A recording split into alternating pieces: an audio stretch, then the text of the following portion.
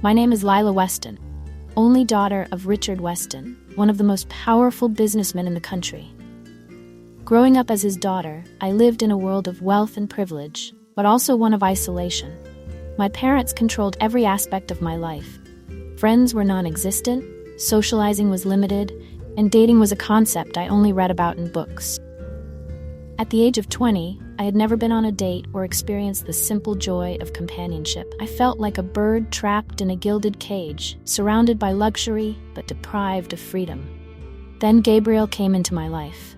He was my father's childhood best friend, a successful businessman who had spent most of his life abroad. He was nearly 30 years older than me. Gabriel became a regular visitor to our house, often staying over on weekends. He was different from the other men I had met. He treated me with kindness and respect, asking about my interests and my dreams. The stories of his travels and the world beyond fascinated me. He spoke of freedom and experiences I could only dream of. Gabriel quickly became the only person I could talk to, the only one who made me feel seen in my otherwise lonely existence. Gabriel was charming, attentive, and treated me as an equal, not just as Richard Weston's daughter. I didn't have any specific feelings for him at first, but I liked him.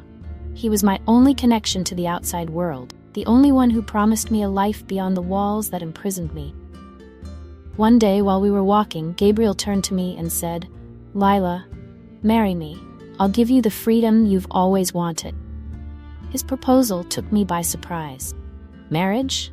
I had never even considered it, especially not to someone like Gabriel. The promise of freedom was too tempting to resist. Gabriel told me that he could offer me the independence I had always dreamed of, the chance to live a life filled with adventure, travel, and excitement.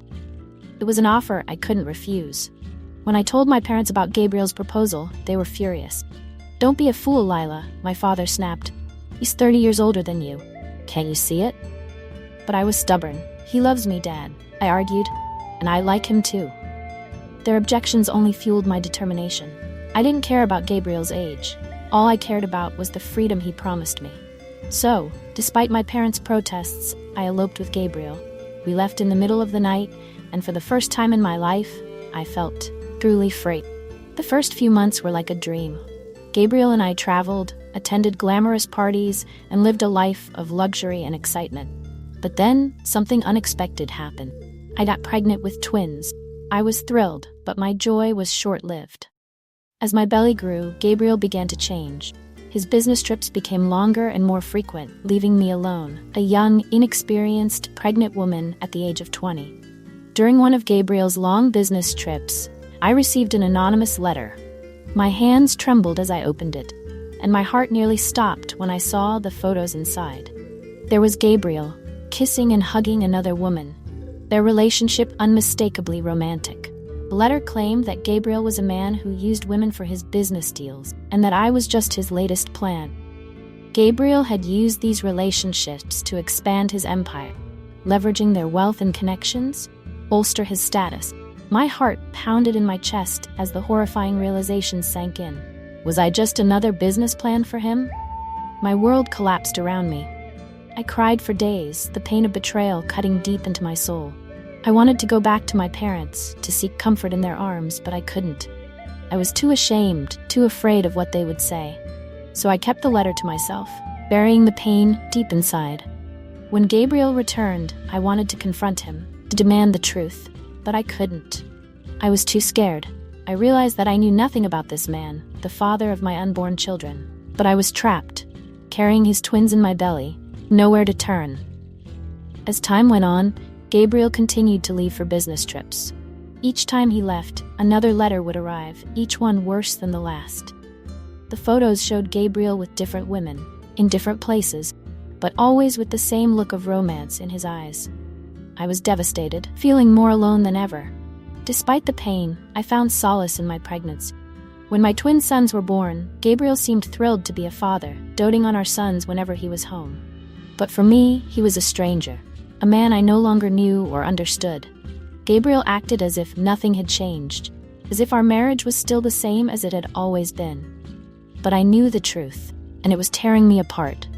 I kept the secret to myself, letting the pain fester inside, until one day, everything changed. I was at home with the twins when an elegant, rich woman appeared at our door with a little girl, no more than 10 years old. The woman introduced herself as Eleanor, Gabriel's ex-partner, and the girl was Maria, Gabriel's daughter. Without another word, she handed the girl to me and left, disappearing as quickly as she had come. I was in shock, unable to process what had just happened. Maria, Gabriel's daughter? How could he have kept something like this from me? My mind raced, filled with questions I couldn't answer. I looked at Maria, at the innocent face of a child who had no idea of the chaos her presence had caused. My twin sons were about 6 months old then, and I suddenly felt the weight of the situation crash down on me. When Gabriel returned, I couldn't hold back any longer. My patience had run out, and I demanded that he tell me the truth. Gabriel didn't deny anything. He accepted his faults. He confessed that when he proposed to me, it was indeed with a business strategy in his mind. Investors in his company had some trust issues, and he wanted to regain their trust. For that, he had to make a relationship with a large company like my father's. He needed to restore his reputation by marrying me. He knew he had a daughter from Eleanor, but he never wanted to see his own daughter. He looked at me, his eyes filled with regret, and said, "Lila, you made me realize the true value of having a family. Before you, relationships were just deals for me. I never did anything without a benefit. When it came to you, I thought this would be just another relationship, another strategic move, but I couldn't control my feelings. I tried to keep myself away from you, but I began to love you. You've changed me.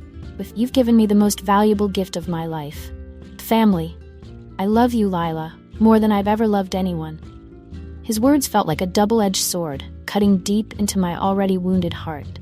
I was overwhelmed with anger, frustration, and a sense of betrayal that I couldn't contain any longer. "How could you, Gabriel?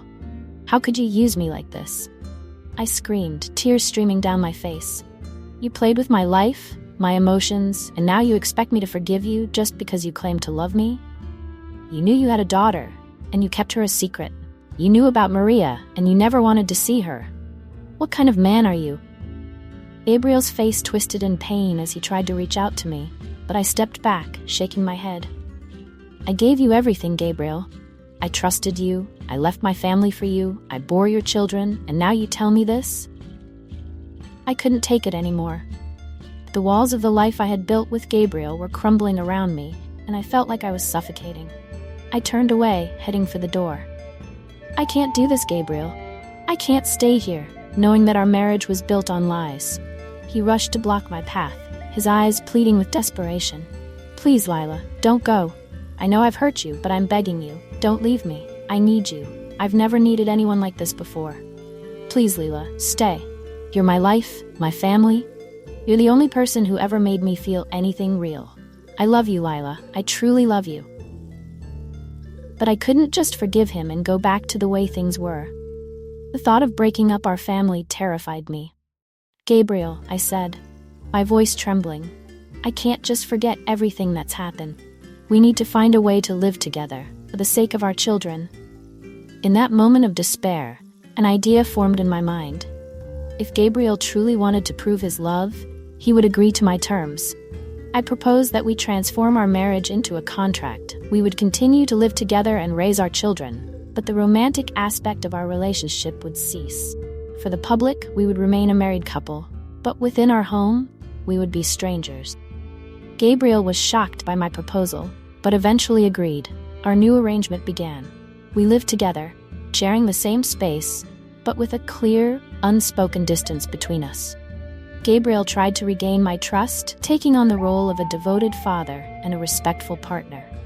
But life has a way of testing us, even when we think we've reached our limit.